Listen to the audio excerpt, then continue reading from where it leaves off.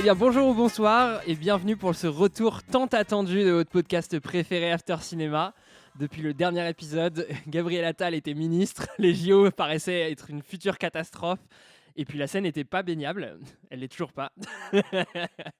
Mais bienvenue, on est de retour, on est reposé, on est ressourcé, on est encore un tout petit peu bronzé et on est très content d'être de retour. Comment ça va l'équipe ? Ça va au top. Ça va super. Ça va génial, ça baigne. Eh bah Dans la écoutez, scène. ils sont toujours aussi beaux, toujours aussi forts, toujours aussi prêts à vous parler de films et avant tout, en premier lieu, de répondre à mes fameuses questions. J'espère que vous avez travaillé cet été, que vous avez révisé vos connaissances sur le cinéma. Alors, c'est parti pour cette fameuse rubrique tant attendue du quiz avec une première question, je vous prends direct. Sur Beetlejuice 2, il y a un acteur très célèbre qui a produit le film et son nom apparaît au générique. Qui est cet acteur très connu qui a produit, qui fait partie des producteurs de Beetlejuice 2 si vous trouvez... Ouais, c'est bon. Mais Bravo. c'est Oh là là là là là là là là. Et Au oui, générique. Hein. les premiers de la classe restent les premiers de la classe à la rentrée. Mais juste, on peut faire un truc où elle lève la main. Parce qu'à chaque fois, le problème, c'est qu'elle dit trop Non, vite non, la non, réponse. non. Mais oui, moi je l'avais, j'allais le dire. Juste, j'attendais que tu finisses. Toi aussi.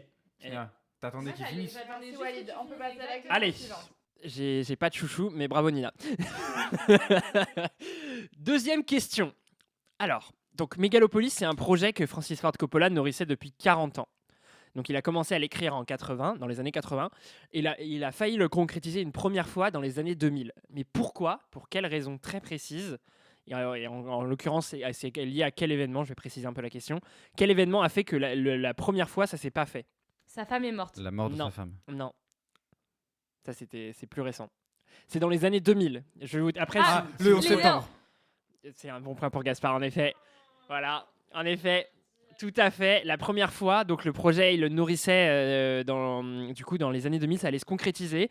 Et donc, il avait commencé à faire 30 heures d'images de New York, genre de filmer New York, juste pour préparer un peu le film, préparer les visuels, puisque du coup, la fameuse ville New Rome qui est au centre du film est s'inspirer de New York. Et du coup, en fait, le film, sans trop spoiler, est basé sur une reconstruction de New York après un événement dramatique, ce qui ressemble quand même très fortement aux événements du 11 septembre. Et donc, il s'est dit que ça allait être compliqué de faire un film à partir de ça, sans vraiment l'aborder et sans vraiment revenir sur le traumatisme américain. Et question suivante, vous êtes très fort, hein, vous êtes très rapide aujourd'hui, je vous félicite, vous êtes revenu super déter. Enfin, sauf Snéa. je rigole. Alors, question suivante, ça va être une question de juste prix. Alors, combien a coûté... Je regarde juste trop la télé le dimanche. Ouais, je suis un amateur de TF1 et de M6. Alors, combien a coûté le tournage de Megalopolis ? 20 millions d'euros. Attends, on va faire chacun une estimation, celui qui sera le plus proche aura le point. Ah, je sais, pardon. 200 millions d'euros. Wow. La dernière- On a fait un la multi, dernière on a fait un facteur de 10 là. C'est bon. Vas-y. Je dis 250 millions. Et moi, je pense 100 millions. Alors, je fais les maths dans ma tête très rapidement, mais le point va Nina, puisque c'est 120 millions le budget. Et pour l'anecdote, c'est un film qu'il a très largement financé de sa poche, ce qui est quelque chose qui se fait très rarement. Et il a notamment vendu des vignobles qui lui appartenaient, qui produisaient du vin en Amérique et qui faisaient un carton. Et donc il les a revendus. Il a ajouté de l'argent personnel pour financer le film. Et ce qu'il faut dire, c'est que c'est un énorme bide. Donc du coup, je pense qu'il récupérera pas du tout ses deniers. Donc j'espère qu'il a quand même un peu d'argent de côté, Papy Coppola. Et enfin, dernière question pour aujourd'hui. Et donc, ça va être la fameuse question des notes spectateurs Allociné. Et donc là, ça va être autour des graines du figuier sauvage. Quelle est la note spectateur des graines du figuier sauvage de Mohamed Rassoulov ? Chacun une proposition. Le plus proche gagne le point. 4,5. 4,2. 4,4. On a la bonne réponse autour de la table. Et elle va à Gaspard, c'est 4,4. Ah, mais c'est indécent, j'ai gagné aucune réponse aujourd'hui. Ouais, mais il y a eu du Mais très par haut contre, niveau aujourd'hui. Elle a une bête de notes en fait. Ouais, et c'est aligné en plus. Il a 4,4 presse et 4,4 spectateurs, spectatrices. Donc Je reprends la tête du classement. C'est assez énorme. Non. Non, parce qu'il y avait 2 points chacun. mais- Largement. Et ben c'est bon pour le quiz, bravo, vous avez été très très fort. On passe maintenant du coup à nos films du mois. Et donc, petite exception pour ce mois de septembre, on n'aura pas 4 films, mais 3 films. Voilà, c'est une petite exception. Évidemment, on va passer un peu plus de temps sur les films, et ce sera toujours tout aussi bien. Et puis, on sera de retour avec 4 films dès le mois d'octobre. Alors, au programme, on commence avec le premier film qui est Beetlejuice 2. The living, the dead. Can they coexist? Now's my chance. Ghosts aren't real. Only gullible people believe that kind of crap. I can't believe I'm doing this. Beetlejuice, Beetlejuice, Beetlejuice. Et donc, pour celui-là, je laisse notre ami Gaspard vous le pitcher. Beetlejuice.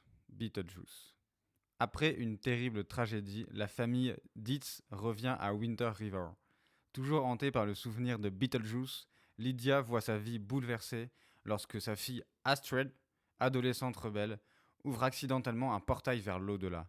Alors que le chaos plane sur les deux mondes, ce n'est qu'une question de temps avant que quelqu'un ne prononce le nom de Beetlejuice 3 fois et que ce démon farceur ne revienne semer la pagaille. Résumé magnifique. Ouais, vraiment bravo pour cette emphase. Et donc, je laisse Nina commencer, l'ouvrir le bal sur nos avis autour de Beetlejuice 2. Alors moi, j'y allais avec beaucoup d'attentes. Premièrement parce que j'adore Tim Burton et que dernièrement, on avait vu la série sur laquelle il a réalisé, je ne sais pas combien d'épisodes, mais la série Wednesday, et que j'ai vraiment adoré. Et j'attends avec impatience la saison 2. Donc, bon, en même temps, j'avais pas vu Beetlejuice 1, donc j'avais pas non plus tant d'attentes par rapport à cette saga, si on peut dire saga. Malheureusement, j'ai trouvé ça très peu émouvant. J'ai trouvé que l'histoire partait un peu dans tous les sens. J'ai trouvé ça pas vraiment intelligent, enfin notamment dans un peu toutes les ficelles qui sont mises en place justement sur les 3 fois Beetlejuice ou comment on passe d'un monde à l'autre.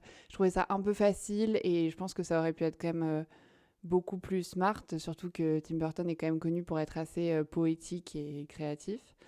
Et voilà, le seul petit point positif que je retiens de ce film, c'est peut-être quand même le monde des morts.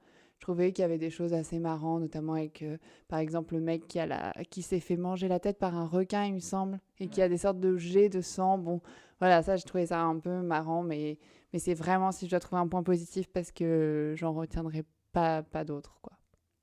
Votre avis?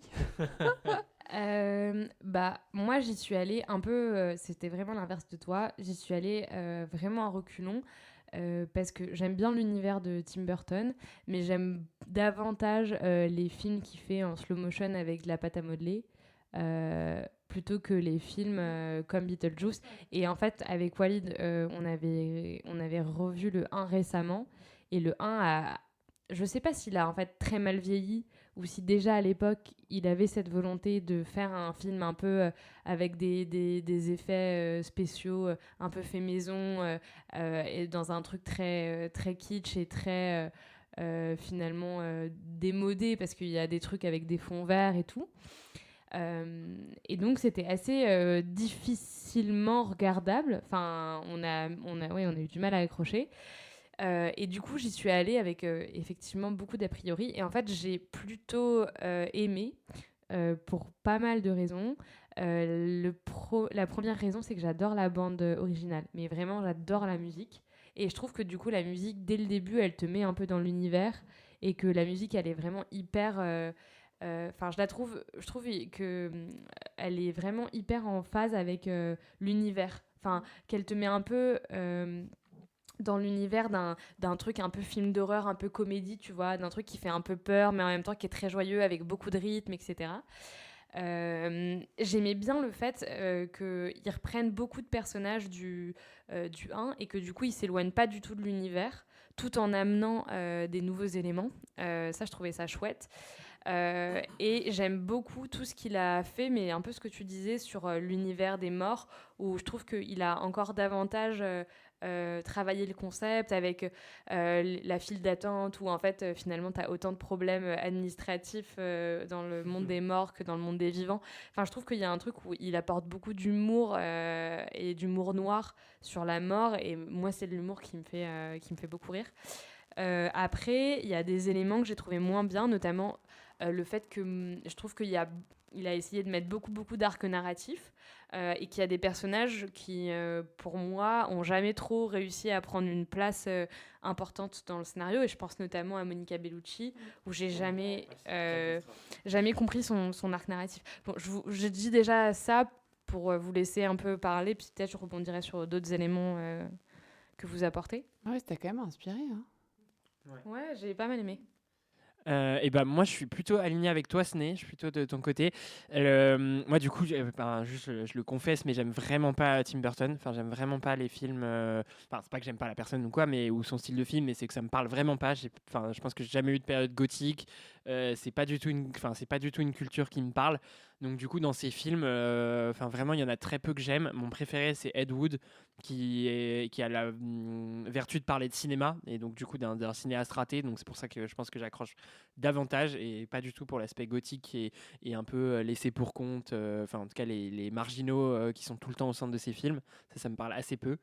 Donc Beetlejuice, comme pour Ciné, le 1, j'ai vraiment eu du mal et beaucoup de mal.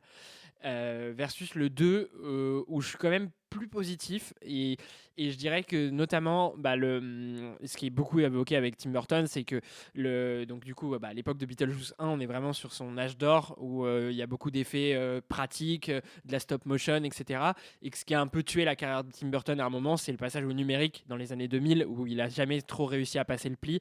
Et le film qui est le moins aimé autour de Tim Burton, c'est Alice au Pays des Merveilles, et qu'il a réalisé et qui est full numérique et qui est vraiment, enfin, qui est assez très laid visuellement.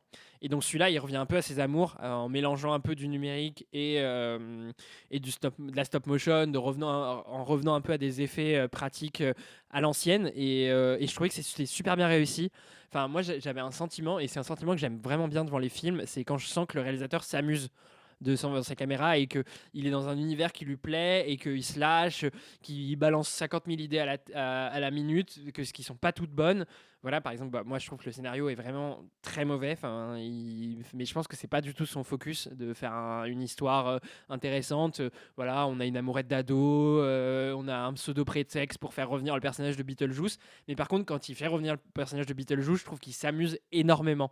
Genre le flashback avec Monica Bellucci où il parle en italien, genre avec le style des films d'horreur italiens à l'ancienne, ça j'ai explosé de rire par exemple.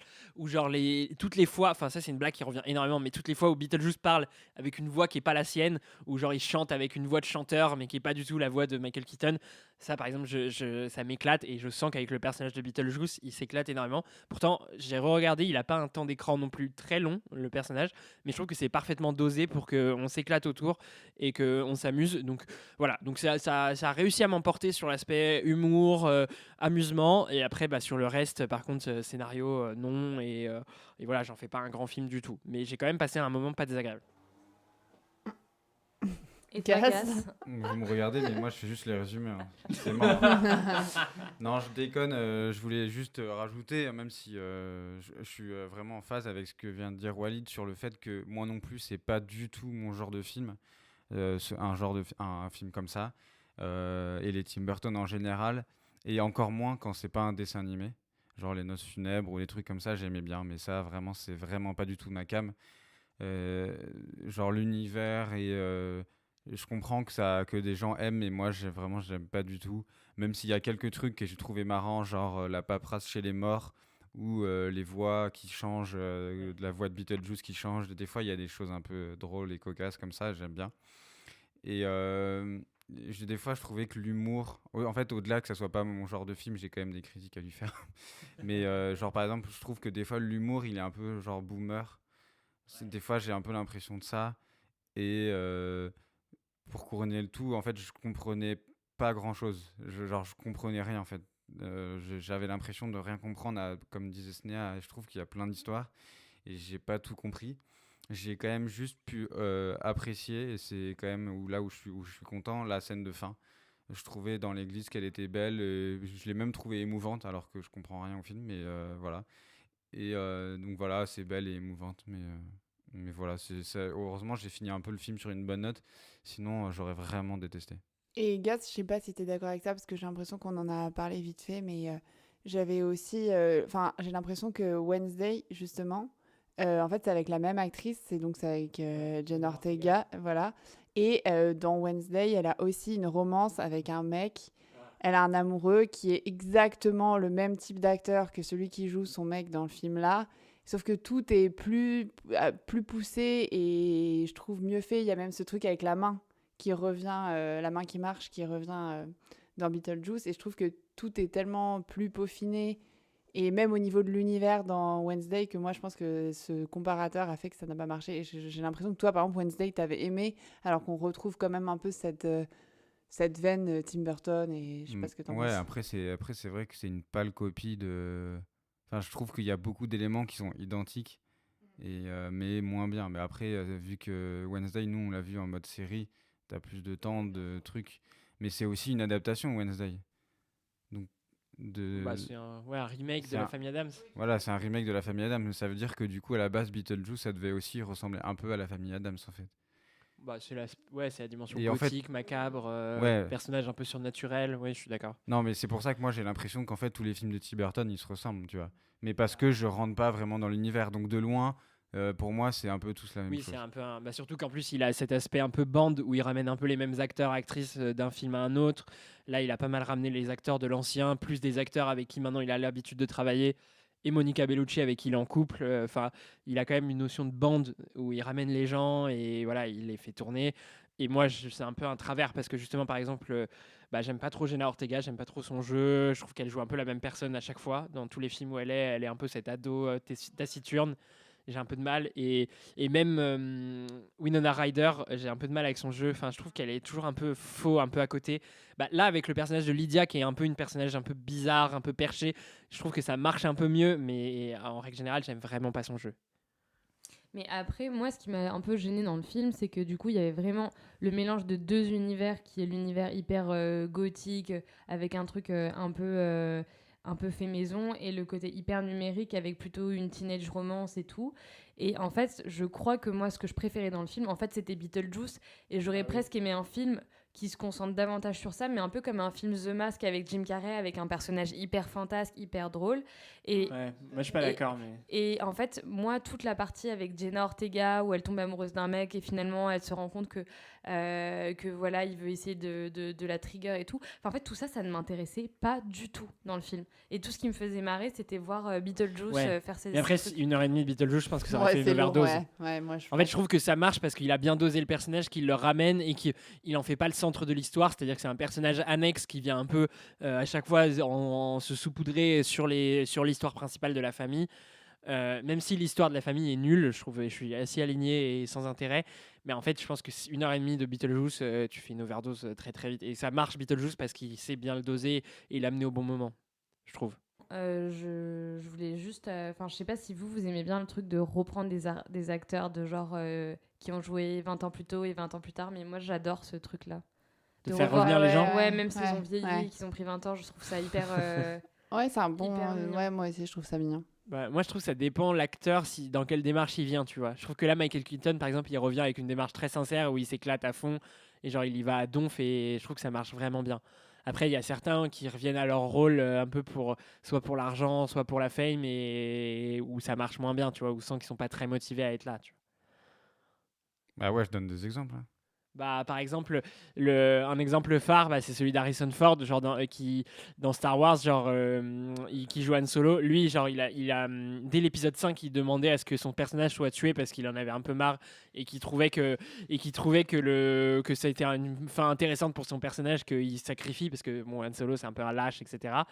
Et du coup, lui, il aime pas Star Wars. Enfin, il aime pas particulièrement Star Wars. Pendant des années, genre, il était là en mode bon bah voilà, les gens m'en parlent tout le temps, mais ça me saoule. Et il a fini par revenir dans le set. Et spoiler, bah il meurt à la fin. Et genre, il est vraiment revenu. Et genre pendant la promo, il faisait des blagues genre en mode ouais, je suis revenu pour l'argent, le chèque, je pouvais pas refuser ce chèque là et tout, tu vois. Et genre, il arrêtait pas de faire des vannes là-dessus parce que c'est de notoriété publique. Genre, il a la flemme de Star Wars. Et genre, bah, du coup, qu'il est revenu un peu, voilà, parce que c'était l'événement et tout, mais qui était pas méga content d'être là, quoi. Voilà. Ok, et ben on peut faire le film suivant. Ouais. Et bah, on change de tout au tout, puisqu'on passe en Iran. avec Les graines du figuier sauvage de Mohamed Rassoulov. اینو بهم دادن برای حفاظت شخصی. برای چی؟ حفاظت از خودمون. جلوی چشام دوستامو کتک زدن گرفتنشون. خودم میدونم چی بگم چی نگم. دیگه برای من تعیین تکلیف نکنی ها. به خدا میذارم از این خونه میرم. Et donc je laisse notre résumeur de grand talent, Gaspard, résumer Les graines du figuier sauvage. Iman vient d'être promu juge d'instruction au tribunal révolutionnaire de Téhéran quand un immense mouvement de protestation populaire commence à secouer le pays. Dépassé par l'ampleur des événements, il se confronte à l'absurdité d'un système et à ses injustices, mais décide de s'y conformer. À la maison, ses deux filles, Rezvan et Sana, étudiantes, soutiennent le mouvement quand sa femme, Najmeh, tente de ménager les deux camps, lorsque son arme de service disparaît mystérieusement. Magnifique. Vous pouvez le retrouver tous les mardis à la Comédie Française. Et donc pour celui-là, je laisse Snéa ouvrir le bal de nos avis sur Les graines du figuier sauvage. Alors, moi j'ai adoré le film. Après, je pense que c'est le type de film que j'aime en général aussi, et c'est peut-être aussi pour ça que j'aime autant. En fait, ça a été une très bonne surprise pour moi parce que j'avoue que quand j'ai vu un peu comment il avait été accueilli à Cannes, il y avait tout un débat sur le fait que c'était un film qui manquait de mise en scène et que il pouvait pas être classé comme les autres films et que en fait il allait avoir une distinction, mais plutôt pour le courage qu'il avait eu de parler de quelque chose qui se passait dans son pays. Et du coup, j'y suis allée en me disant mais ça va être un film moyen, mais il faut le voir. Et en fait, j'ai du coup été vraiment très très surprise de la qualité du film. Alors bon, dans la mise en scène, je m'en souviens pas tant que ça, mais ça ne m'a pas choquée. Il y a beaucoup de choses qui se passent en intérieur, effectivement. Donc voilà, mais j'ai trouvé ça plutôt bien réalisé, même si c'était très... il n'y avait pas beaucoup de jeux de mise en scène. Après, ce que j'aime beaucoup dans le film, c'est je trouve qu'il y a vraiment les personnages sont travaillés psychologiquement d'une manière hyper fine. Et je trouve que déjà, le fait de voir d'abord ce procureur se poser des questions déontologiques, d'intégrité au début, en fait, tu te dis, tu penses qu'au départ, le film va être sur ce mec-là qui va devoir faire des trucs contre son gré. Et finalement, tu sens que le régime vient petit à petit s'immiscer dans ses pratiques jusqu'à arriver dans son foyer. Que la mère qui, elle, est peut-être celle que tu trouves au départ la plus rude et la plus rigide avec ses filles, en fait, tu te rends compte qu'elle est quand même beaucoup plus mesurée, que son amour lui permet aussi d'avoir du recul, de changer. Les filles, je trouve qu'elles sont hyper intelligemment pensées aussi parce que d'un côté, elles sont plutôt dans la jeunesse, plutôt en phase avec le mouvement. Et en même temps, dès que leurs parents sont en danger, elles vont aussi redéfendre leurs parents. Et du coup, je trouve que tout ça est vraiment génialement écrit sans que ce soit too much. Et je trouve qu'il parle d'un truc où il aurait pu faire un film vraiment drama et il en fait un truc hyper juste avec en plus des images de manif qui du coup te rappellent aussi que c'est pas une fiction et que cette réalité-là, elle a existé. Et je trouve qu'il y a vraiment ce truc documentaire fiction qui est hyper bien fait. Et voilà, moi j'ai vraiment adoré. Et vous ? Moi, je suis je suis très alignée avec toi. Notamment sur l'évolution des personnages pendant le film, j'ai trouvé qu'elle était hyper efficace. J'avais peur, moi, à la base, que ça soit très long. Je trouve que vraiment la durée du film m'a vraiment fait peur. Et finalement, j'ai trouvé... Bon, il y a des longueurs. En vrai, il y a quand même des moments où je me suis dit, oh là, il aurait peut-être pu un peu cutter, mais malgré tout, j'ai trouvé que le rythme était quand même hyper bien géré. Enfin, je me suis pas ennuyée. Il n'y a pas des moments alors que vraiment c'est long. Et d'autant plus que la mise en scène est extrêmement simple. Il y a vraiment peu de décors.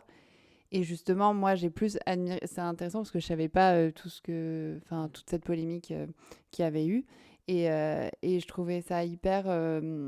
Justement, j'ai trouvé ça vraiment... J'ai trouvé que c'était presque une prouesse d'arriver dans autant peu de décors, presque un huis clos. Je me suis dit, le scénario, il est quand même hyper bien fait, hyper bien ficelé pour que tu ne t'ennuies pas du tout et que ça monte. En vrai, ça monte très bien, c'est très progressif. Et j'ai trouvé que les actrices étaient super. C'est des actrices qu'on connaît pas, donc moi, j'aime bien aussi découvrir des acteurs qu'on voit pas toujours dans des rôles différents. Donc, ouais, moi, franchement... et en plus, on en avait parlé avec Snéha sur le fait que, du coup, je m'attendais un peu à un truc vraiment très docu. Et finalement, ça m'a pas tant...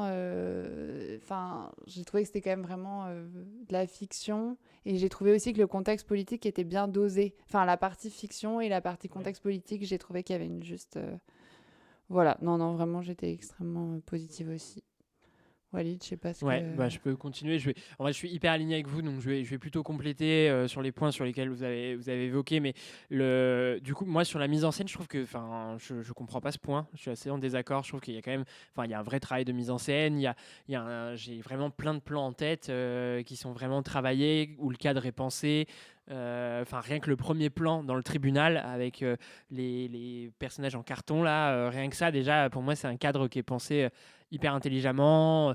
Il y a toute une scène où elle prend soin de son mari, où il y a un travail de la lumière, des effets qui est vraiment ouf et qui permet un peu de bien comprendre leur intimité, leur relation, le côté vraiment très confidente, meilleure amie qu'elle a avec son mari. Donc là-dessus, moi, je m'inscris vraiment en faux. Je trouve qu'il y a un vrai travail de mise en scène et que je pense qu'à Cannes, il aurait pu l'obtenir, le prix de la mise en scène, plutôt que prendre ce prix spécial un peu étrange. Sur l'aspect documentaire, moi, ce que j'adore, et je vais faire un parallèle qui peut paraître bizarre, mais avec un documentaire qui s'appelle Un pays qui se tient sage de Xavier Dufresne, David Dufresne, pardon, de David Dufresne. Et évidemment, qui est un documentaire sur les gilets jaunes. Je ne fais pas de comparatif entre gilets jaunes et la révolte en Iran, mais par contre il y a un effet de style qui est utilisé et qui est le même et que je trouve hyper fort, c'est de montrer des images de violence en manif qui ont été filmées au téléphone sur un grand écran. Et je trouve que ça change vraiment la donne parce que on s'est habitué à ces images là sur un format téléphone, même diffusé à la télé, mais le moment où elles obtiennent le vrai impact, ces images là, c'est en cinéma. Et là les deux fois ça a fait le même effet, c'est-à-dire que c'est des images que j'ai vues plein de fois à la télé, plein de fois sur mon téléphone, qui m'avaient pas fait beaucoup d'effet. Et les deux fois, quand je les ai vus sur un grand écran, là j'ai pris la violence de ces événements-là en pleine figure, mais de manière hyper forte et violente. Et dans les deux cas, là, j'ai été vraiment soufflé. Et ça, cet effet, je le trouve génial. Et surtout, il souligne un peu l'importance des salles de cinéma et de la beauté de ce grand écran et d'à quoi ça sert plutôt que de rester chez soi à regarder un film sur Netflix. Là, vraiment, moi, je trouve que c'est utiliser la puissance de son format. Et moi, le seul petit point que je voudrais un peu ouvrir à la discussion, c'est sans spoiler, c'est sur un peu le switch du père. On va dire qu'il y a un peu deux parties dans le film. Sans spoiler encore une fois. Moi, je me suis un peu posé la question de est-ce qu'il n'est pas un peu contradictoire entre les deux parties de ce qui présente au travers du père dans la première partie, qui est un peu l'employé ordinaire qui fait que obéir aux ordres, versus ce qui devient dans la deuxième partie, sans le dire, mais qui est vraiment radicalement différent. Ça, là-dessus, je voulais un peu ouvrir avec vous ce que vous en avez pensé. Est-ce que vous avez trouvé que la transformation, elle était bien amenée, ou est-ce que vous avez eu du mal à comprendre pourquoi le personnage switch autant? Moi, je trouve que c'est vrai, le personnage, il évolue donc dans le mal, hein, on est d'accord? Ouais. Ouais. T'étais là. Non, mais ouais, moi, je trouve que en fait, ça rejoint le fait que j'ai bien aimé l'évolution des personnages. Et du coup, quand tu te rends compte qu'il est en train de switch et que il devient vraiment badant, moi, c'est des choses qui me font énormément peur. Et du coup, je trouvais ça bien amené et il y a un dégradé un peu tout au long du film qui est bien trouvé, je trouve. Moi, je suis d'accord. Moi, je trouve que ta question, elle est très pertinente parce que effectivement, j'ai trouvé que c'est vrai qu'on passe vraiment du tout au tout en 2 heures, genre ce qui peut être un peu brutal. Et d'un autre côté, je trouve qu'il switch vraiment quand lui se fait mettre en danger. Ouais. Et quand du coup, Ouais, il y a est vraiment vulnérable. l'ennemi qui est un peu caractérisé. Et donc ça, moi, ça m'a permis de justifier ce switch assez rapide. Je sais pas ce que tu en as pensé, Ouais, Sneh. je suis grave d'accord avec Nina. Je trouve ça justement assez brillant, mais on en avait déjà discuté, Ouais. que quelqu'un qui vient faire son job de manière ordinaire, comme un travail alimentaire, finisse par tellement intégrer la violence de son travail qu'il continue à le faire comme un employé ordinaire, mais sans se rendre compte qu'il y a un truc très mécanique, alors que derrière, ça va avoir un impact significatif, parce qu'en fait, ton travail, ton environnement, tu finis par t'habituer à ce que tu fais et pas avoir la critique que tu as. Ouais, mais il le questionne quand même. En vrai, il le questionne. Avec sa femme, il en parle pas mal. Il est quand même travaillé, il endort pas la nuit. Il parle du fait que ses décisions, les décisions de justice qu'il prend amènent à l'exécution de jeunes. Genre, il y a quand même plusieurs répliques où il le questionne. Moi, ça me choque pas qu'en fait, quand tu arrives dans une nouvelle branche, que tu arrives avec un système de valeurs, tu te poses des questions au début et qu'en fait, au fur et à mesure du temps, où tu traînes avec des gens qui appliquent ces valeurs-là, qui ont une manière de penser, en fait, tu finisses par t'homogénéiser à ce milieu-là. Moi, ça me choque pas du tout. Et je trouve même que c'est assez intelligent, mais un peu ce que disait Nina, je trouve que ce personnage, il est pas du tout binaire et que du coup, il y a plein de moments où finalement, il m'a pas tant terrifié que ça parce que j'ai compris, lui, à quel point il pouvait être terrifié aussi par ce régime. Ouais. Et que du coup, cette terreur-là en faisait quelqu'un de monstrueux. Et qu'en fait, je me disais, mais il est autant victime que les autres. Je me disais pas du tout, c'est le méchant de l'histoire, tu vois. Et c'est pour ça que je le trouve aussi bien, le film. Ouais. Non, mais c'est sûr que l'écriture est brillante. Parce que toi, Walid, ça t'a dérangé Non, un peu? ça m'a un peu questionné. En fait, je me suis juste dit, est-ce qu'il n'y a pas un peu deux projets théoriques avec deux messages différents entre les deux parties, où genre la première partie, on est vraiment un peu, on revient un peu aux questions, genre un peu comme Zone of Interest, c'est-à-dire quelqu'un qui dit, juste j'obéis aux ordres, c'est mon métier, je le fais et puis basta. Et qui a des questionnements internes, mais qui finit par quand même appliquer les ordres. Et voilà, dans l'Allemagne nazie, c'était une grande question.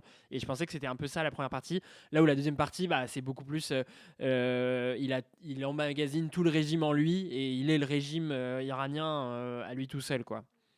Et du coup, je me suis dit, est-ce qu'on n'est pas sur deux portées de messages un peu différentes et un peu contradictoires, même limite. Mais après, je suis pas totalement non plus dans la critique par rapport à ça, hein. Je suis plutôt convaincu par vos arguments.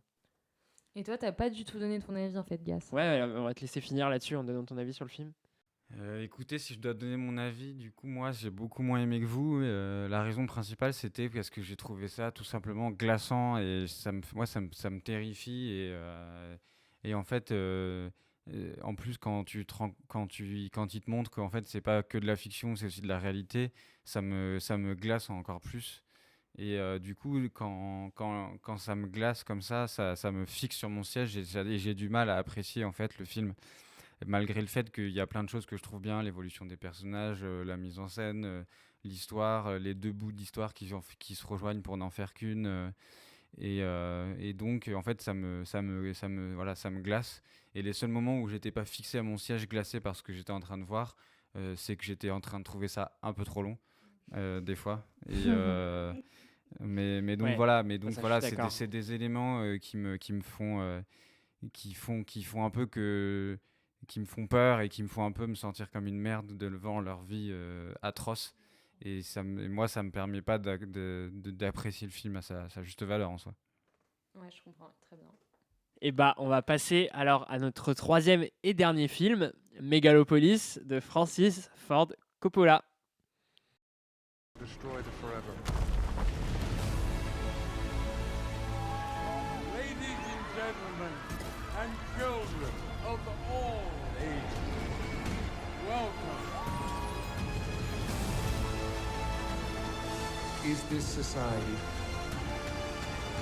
Is this way we're living the only one that's available to us? Et pour ce troisième film, je laisse encore une fois notre magnifique Gaspard pitcher Megalopolis. Mégalopolis est une épopée romaine dans une Amérique moderne, imaginaire, en pleine décadence. La ville de New Rome doit absolument changer, ce qui crée un conflit majeur entre César Catalina, artiste de génie ayant le pouvoir d'arrêter le temps, et le maire archi-conservateur Franklin Cicero. La fille du maire est jet-setteuse Julia Cicero, amoureuse de César Catalina, est tiraillée entre les deux hommes et devra découvrir ce qui lui semble meilleur pour l'avenir de l'humanité. Waouh. Génial, beaucoup mieux que le film. Allez, c'est parti. Et ben donc c'est moi qui ouvre le bal sur Megalopolis. Bon, déjà pour évoquer un peu d'où je parle, évidemment, bon bah Francis Ford Coppola, pas besoin de le présenter, mais bon, c'est un réalisateur immense, monumental et qui a fait parmi mes films préférés, notamment bon la trilogie du Parrain, qui est assez incroyable. Voilà, maintenant aujourd'hui, il est plus âgé, autour des 83 ans, si je dis pas de bêtises, pour un film qui vraisemblablement va être son dernier. Et donc évidemment, bon, je l'ai dit là, mais c'est un film malade. Enfin, c'est vraiment un film qui ne fonctionne pas et qui est raté. Et en vrai, je voulais juste réfléchir juste avant, mais en ouvrir déjà 2 points. Mais pourquoi pour moi c'était déjà un projet qui était un peu condamné. Mais le premier, c'est que déjà c'est un film après lequel il court depuis 40 ans, enfin pour le faire. Et donc du coup, forcément, je trouve que c'est un film que tu mûris depuis 40 ans. Forcément derrière, il y a trop de choses dedans, il y a trop d'idées, tu veux trop en faire un film événement parce qu'en plus tout le monde lui parle de Megalopolis depuis des années en disant est-ce que le projet va se faire, va pas se faire. Donc forcément derrière ça fait un truc boursouflé, mégalo, assez terrible. Et le deuxième chose, c'est la notion de dernier film de sa vie. Enfin, forcément que derrière on veut parler de la vie, de la mort, de la philosophie, de grands thèmes. Mais bon, désolé, mais il n'a pas grand chose à en dire. Et derrière des travers très, encore une fois, arrogants, avec des personnages qui citent des grandes citations, parfois en latin, enfin, on en est là. En réalité, il dit pas grand-chose de la vie. Il est dans un truc de la lutte entre le conservatisme et le progressisme qui est assez basique et qui est pas terrible, et qu'il masque derrière des grandes phrases, des grandes répliques pompeuses. Donc voilà, donc pour moi, ces deux sources-là déjà faisaient que c'était un peu condamné. Et voilà.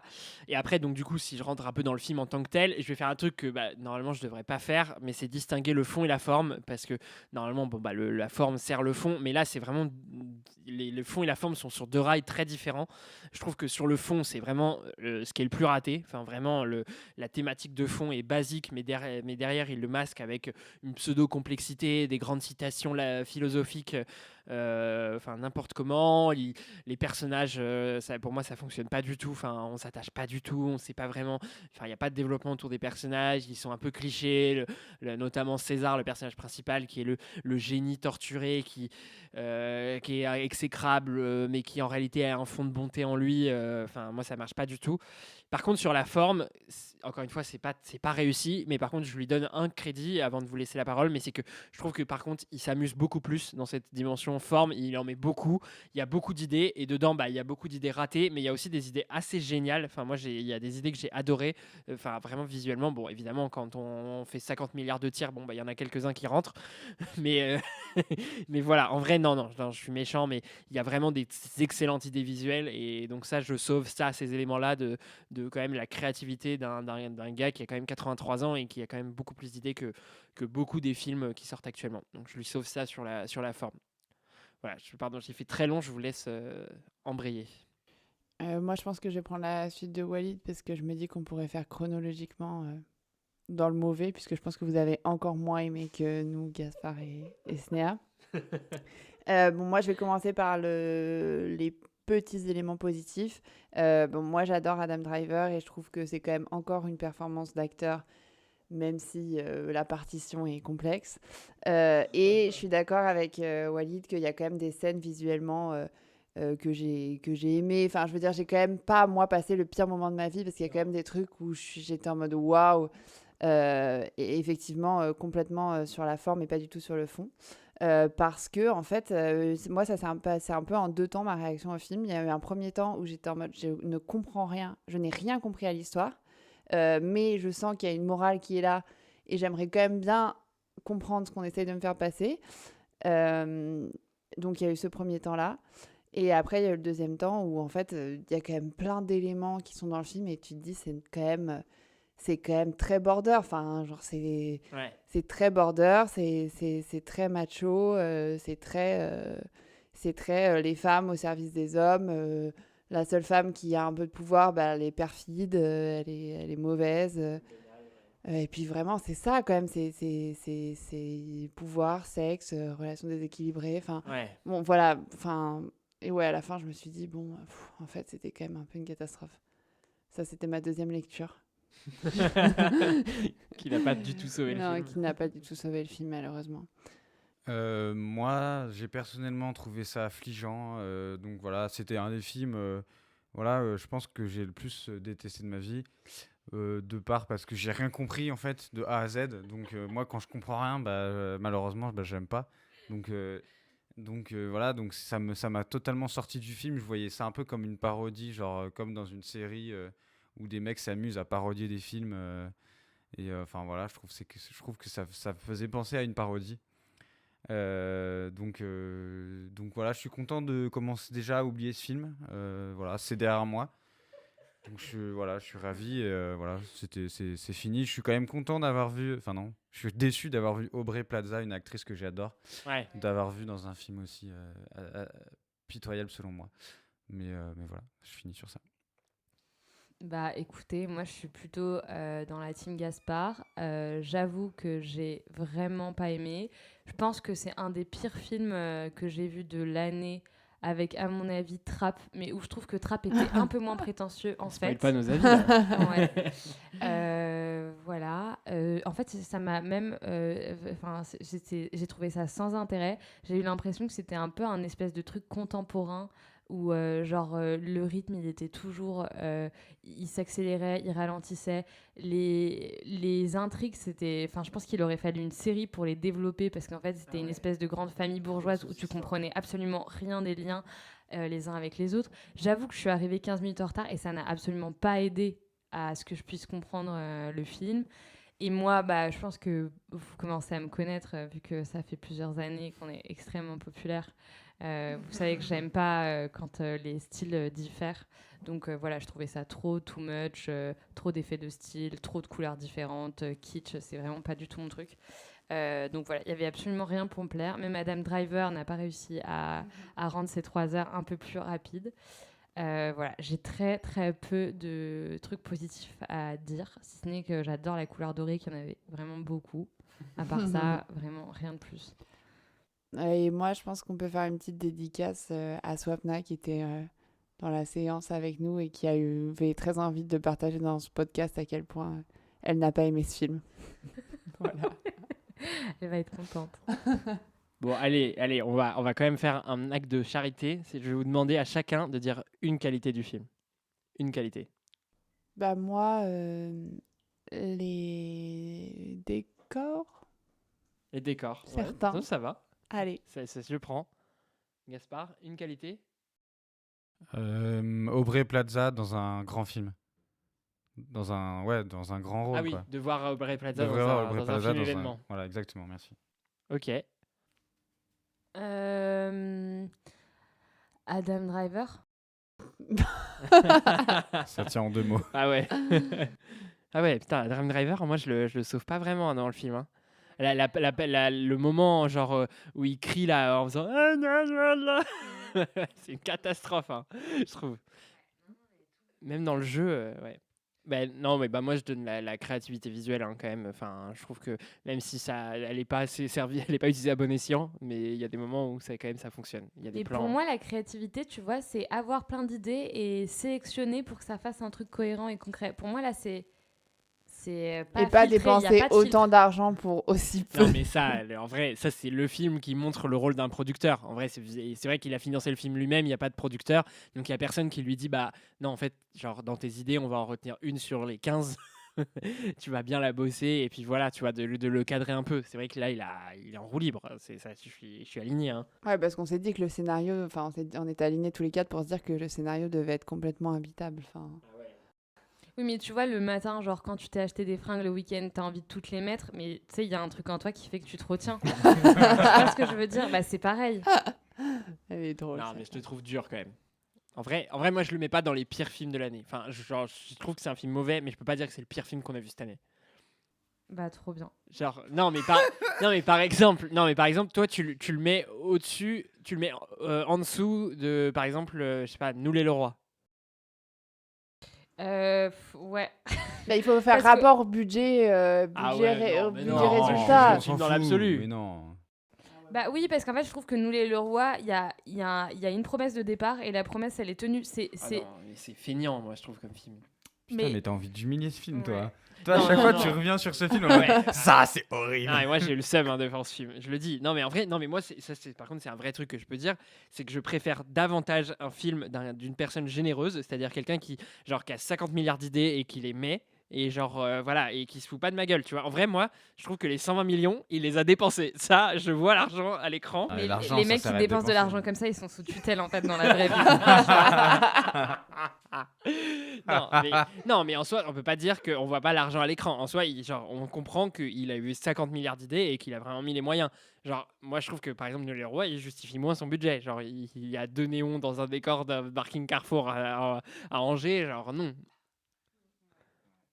Voilà. Non, moi, je préférais toujours un film généreux mais qui se plante qu'un film qui est sur des rails automatiques, qui fait un scénario classique, sans mise en scène et qui finit tranquille, quoi. Sujet à débat. Bon voilà, on sera pas d'accord sur Megalopolis, même si bon, on est tous très négatifs. Hein. Ça, il faut le retenir. Hein. On vous le conseille pas, même si, si moi personnellement, je vous conseille pour voir un peu. Enfin, c'est quand même. Il retourne Il sa ne faut pas veste. faire. Non, mais c'est intéressant, moi, je trouve, de voir des films qui sont ratés comme ça, enfin, un film malade comme ça, de voir un peu les tenants, je trouve que ça éveille un peu, ça affine ton esprit critique. Non, moi, je vous conseille quand même de vous faire votre avis, d'aller le voir, et je trouve ça un peu fascinant, c'est un accident industriel, c'est genre un accident au bord de la route, c'est de comprendre un peu les origines. Je vous le Putain, les conseille. pauvres gens, ils vont 3 fois au cinéma dans l'année. Ça coûte 13 balles et ils vont se voir un vomito, là, mais c'est... Oh là là, mais toi tu vis dans un monde où les gens ils ont la carte UGC, mais tu sais il y a des gens normaux, ils ont pas le pass UGC, ils payent 13 balles pour aller voir ça. Hein. Oh là là, c'est un pugilat. Bah faites ce que vous voulez, écoutez. Écoutez, moi je vous le dis, je vous l'annonce, on n'a pas beaucoup d'auditeurs. Si vous allez le voir, vous n'êtes pas content, je vous rembourse. Oh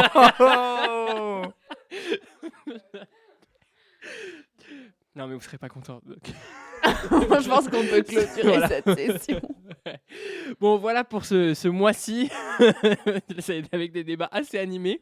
On revient en octobre avec un mois d'octobre hyper chargé, avec beaucoup de sorties événements. Donc, on est très pressé de vous parler des films. Donc, il y aura L'Amour Ouf, Joker Folie à 2, il y aura Anora, la Palme d'Or.